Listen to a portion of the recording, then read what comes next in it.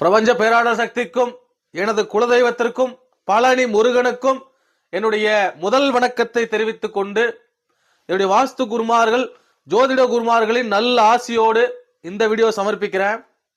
இந்த வீடியோவில் சனி பெயர்ச்சி திருக்கணிதத்தின்படி ஏற்கனவே பயிற்சி ஆகிவிட்டார்.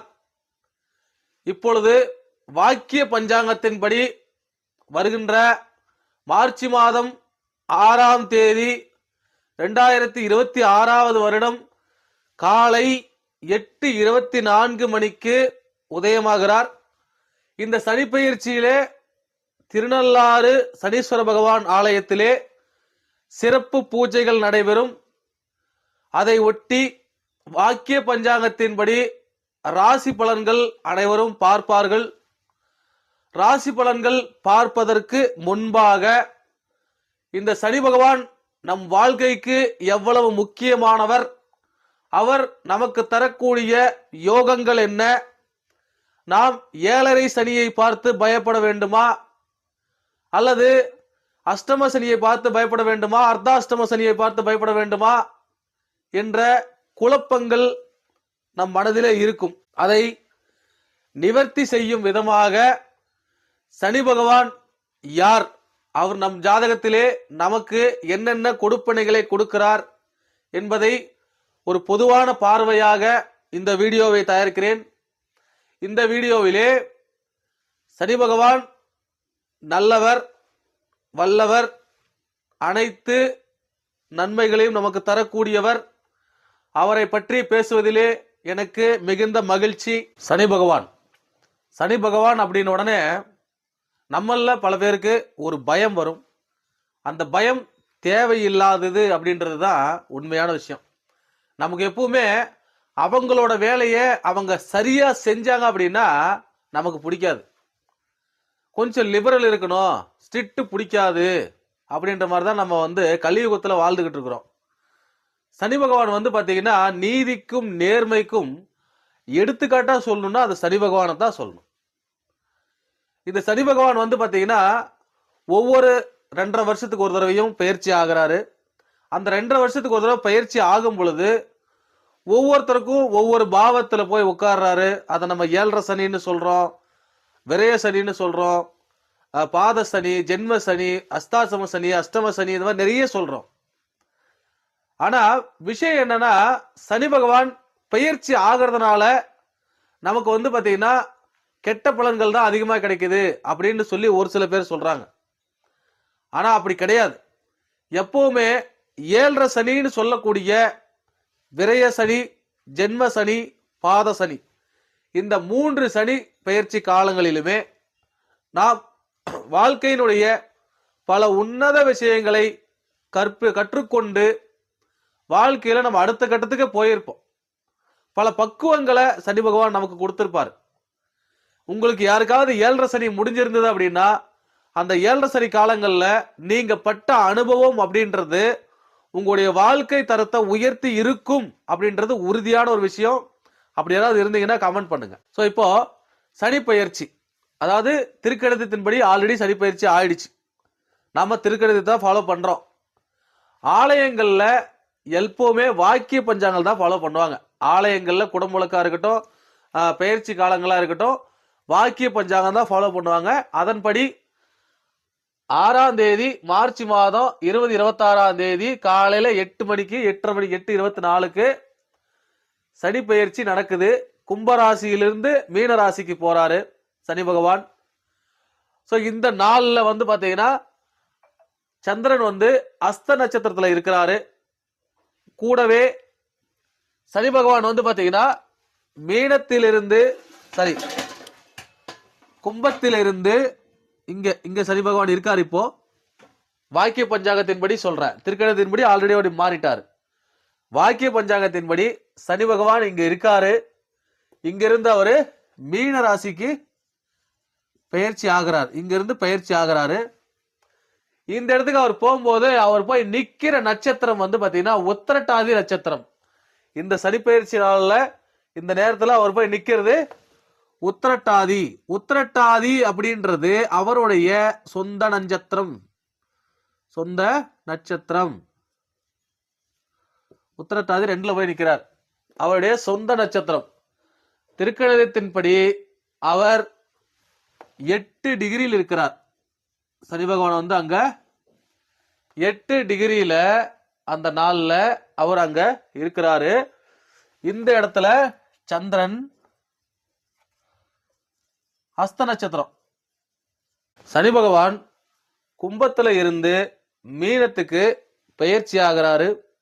இது திருக்கணிதத்தின்படி நடந்துட்டதுனால இப்போ திருக்கணிதத்தின்படி சனி பகவான் வந்து பாத்தீங்கன்னா இந்த தேதியில உத்திரட்டாதி 2ஆம் பாதத்துல 8 டிகிரியில மீன ராசியில உட்கார்ந்துருக்கார். இப்படி அவர் உட்கார்ந்துருக்கும் பொழுது மகர ராசிக்கு வந்து ஜென்ம சனி முடிஞ்சிருச்சு.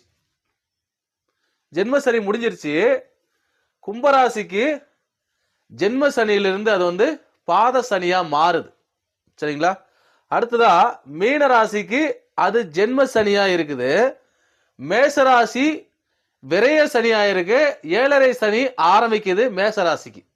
சரிங்களா? சோ இப்போ இந்த சனி பகவான் வந்து இந்த 7.5 சனி காலத்திலையும் இந்த சனி பயிற்சி காலத்திலையும் நமக்கு எந்தெந்த மாதிரியான கொடுப்பனைகளை கொடுப்பாரு அப்படின்னா, அது ராசியிலிருந்து அவர் அமர்ந்திருக்கும் இடம் எத்தனமாவது இடமாக வருகிறதோ அதற்கு ஏற்றபடி நமக்கான பலன்களை சனி பகவான் செய்கிறார். அதிலே சனி பகவான் என்றாலே காலபுருஷ தத்துவத்திற்கு 10க்கும் 11க்கும் உரியவர் தான் சனி பகவான். அப்போ தொழில் அப்படின்னு எடுத்துக்கிட்டாலே சனி பகவான் இல்லாம உங்களால தொழில் செய்யவே முடியாது. ரெண்டாவது, தொழிலே வரக்கூடிய லாபம், அந்த லாபம் சனி பகவான் இல்லாமல் உங்களுக்கு கிடைக்காது. ஆக சனி பகவான் இந்த கலியுகத்திலே நமக்கு அற்புதமான அனுபவங்களை கொடுத்து தொழிலிலும் நம்மளுடைய லாபம் என்று சொல்லக்கூடிய அபிலாசைகளையும் நிறைவேற்றி தருவதிலே கிட்டத்தட்ட ஒரு புண்ணியவானாக நமக்கு சனி பகவான் இருக்கிறார். இந்த சனி பகவான் 10ஆம் இடத்தையும் 11ஆம் இடத்தையும் ஆட்சி வீடாக கொண்டு காலபுருஷ தத்துவத்திற்கே 7ஆம் இடம். 7ஆம் இடம் என்றது மக்கள் தொடர்பு. ஒரு வியாபாரம் செய்ய வேண்டும் என்றால் மக்கள் இல்லை என்றால் வியாபாரம் இல்லை. அந்த இடத்திலே அவர் உச்சமாகிறார். ஆக இந்த கலியுகத்திலே நமக்கு முக்கியமான தேவை அப்படி என்றால் அது சனி பகவான் மட்டும்தான். வேற எந்த கிரகமும் கிடையாது. எந்த கிரகமும் தேவையில்லைன்னு நான் சொல்லல. சனி பகவான் தான் அதிகமாக நமக்கு தேவை அப்படின்னு சொல்றேன்.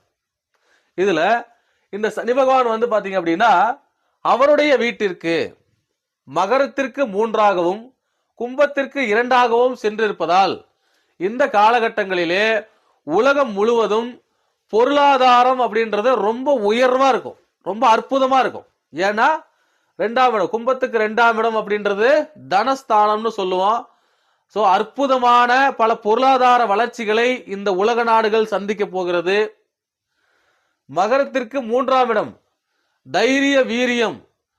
பல நாடுகள் வந்து என்னுடைய படைபலத்தை காட்டுகிறேன், என்னுடைய முயற்சியை காட்டுகிறேன், விண்வெளி ஆராய்ச்சியிலே என்னுடைய சிறப்பை காட்டுகிறேன் என்று அவர்கள் மார்தட்டி கொண்டு பல ஏவுகணைகளை சோதனை செய்யும் காலம், பல ராக்கெட்டுகளை சேட்டலைட்டுகளை விண்ணிலே நிறுத்தக்கூடிய காலமாக இந்த சனிப்பெயர்ச்சி காலம் இருக்கிறது. இந்த சனி பகவான் அவருடைய சொந்த வீட்டிலிருந்து அவருடைய மீனராசியின் அதிபதியான குரு பகவானின் வீட்டிற்கு செல்கிறார். குருவிற்கு சனி பகவான் என்றால் பிடிக்கும். குருவிற்கு சனி பகவான் என்றால் பிடிக்கும். சோ ஆக குருவும் சனியும் சேர்ந்து பல அற்புத நன்மைகளை நமக்கு தர இருக்கிறார்கள். அதை நாம் அற்புதமாக அறுவடை செய்து கொள்ள வேண்டும்.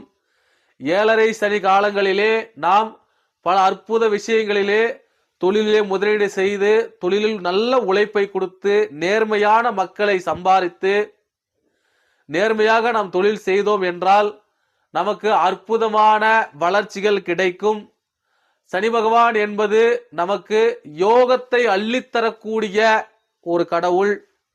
அனைவருமே குருவின் பின்னாலும் சுக்கிரன் பின்னாலும் ஓடிக்கொண்டிருக்கிறார்கள். ஆனால் உண்மையிலேயே இந்த கலியுகத்திலே நமக்கு பல யோகங்களை அள்ளித்தரக்கூடியவர் சனி பகவான் தான் என்பதை நிதர்சனமாக அனைவரும் புரிந்து கொள்ள வேண்டும்.